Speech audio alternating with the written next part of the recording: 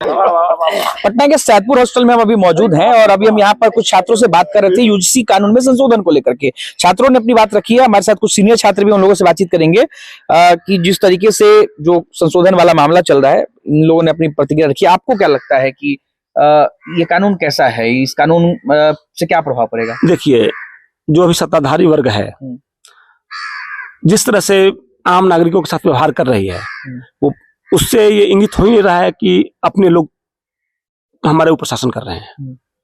ये लग रहा है कि जो अंग्रेज गुलाम थे वो गुलाम लोग हम पे शासन कर रहे हैं। जनता को जितना बन सके तोड़ो, उसका धन लूटो। अब तो देखिए कि उसके बच्चियों को भी रेप होने लगा, आम जनता के बच्चियों की। वहां इंग्लैंड थी, आप कलकत्ता में देखिए क्या हुआ, पटना में हाल फिलहाल देख रहे हैं क्या हो रहा है। और ये कानून के बारे में हम यही कहेंगे कि फॉरवर्ड का खून पी के कितना दिन सरकार जिंदा रहेगा। आरक्षण किस लिए लागू किए थे बाबा साहब, उसका उद्देश्य क्या था और हमारे पॉलिटिशियन उसका कैसे इस्तेमाल कर रहे हैं, दोनों फर्क है। पहली बात, आप नौकरी जीने का केवल नौकरी ही साधन रह जाएगा तो नौकरी के लिए पैसा कहां से आएगा? आप कितने नौकरी साल में होता है? हर एक साल लगभग 1.5 करोड़ जनसंख्या बढ़ रहा है, 2 करोड़ नौकरियां कितनी निकलती है? 2-3 लाख। तो ये तो 2-3 लाख नौकरी के चक्कर में पूरे जनता को तोड़ के सब नेता लूट रहा है। और ये सरकार के हम बोल रहे हैं, यदि ये कानून पास हुआ, हालांकि मुझे पता है कि वो पास नहीं करेंगे, नहीं तो उनका सत्ता खत्म हो जाएगा। और सत्ता ही खत्म नहीं होगा, भारत खत्म होगा। हम लोग यहाँ 1000 आदमी के साथ यही सैदपुर हॉस्टल में इस्लाम धर्म स्वीकार करेंगे, यदि ये कानून पास हुआ तो। ये लिख लीजिए आप सब लोग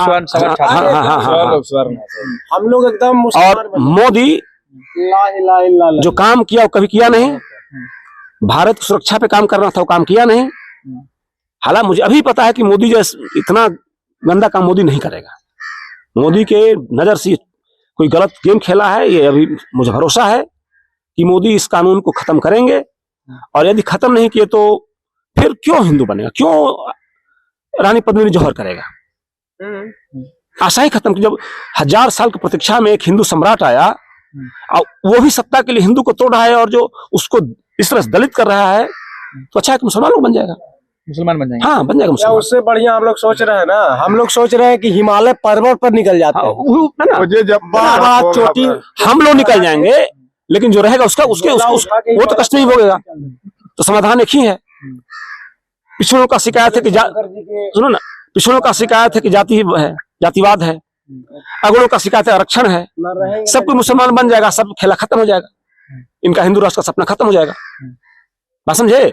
पिछड़े लोग कहते हैं कि जातिवाद है, अगले लोग कहते हैं कि आरक्षण रूपी अन्याय है। इस्लाम सब कुछ ठीक कर लेगा, संविधान चलेगा, सरिया लागू होगा, कुरान सरिया से चलेगा राज। हम लोग आराम से इस्लाम स्वीकार करेंगे। चलिए, तो देखिए ये बड़ी बात कह रहे हैं जो सैदपुर हॉस्टल के सीनियर छात्र हैं। जी, आप भी कुछ कहना बताइए। बोले कि जो हम ये जानते हैं सरकार से, इससे में ये साबित होता है कि आप लोग फॉरवर्ड का शोषण करते हैं, फॉरवर्ड का इस्तेमाल करते हैं। ठीक है, यही चीज है, इससे यही उद्देश्य है। अब बाकी हम सरकार से कहना चाहते हैं कि आप ये नीतियां को, बिल को वापस लीजिए जो भी परमिट दिए हैं, तो 5 दिन के अंदर क्या होगा ये बात तो समझ लीजिए, समझदार है। क्या होगा, क्या छोड़िए ना, क्या होगा ये बात ऑन कैमरा थोड़ी बोलेंगे, ठीक है ना? अब क्या आएंगे, ठीक है, ओके, थैंक यू। चलिए, तो देखिए कुछ सीनियर छात्र थे, उन लोगों ने कहा कि अगर जो है सरकार इस पर बैक नहीं होती है तो सैदपुर हॉस्टल के जो छात्र हैं करीबन 1000 की संख्या में इस्लाम धर्म को कबूल करेंगे। ये बड़ा बयान दे रहे हैं इस हॉस्टल के छात्र। उन्होंने जो कहा आपने सुना है। अनिकेत कुमार, बिहार तक, पटना।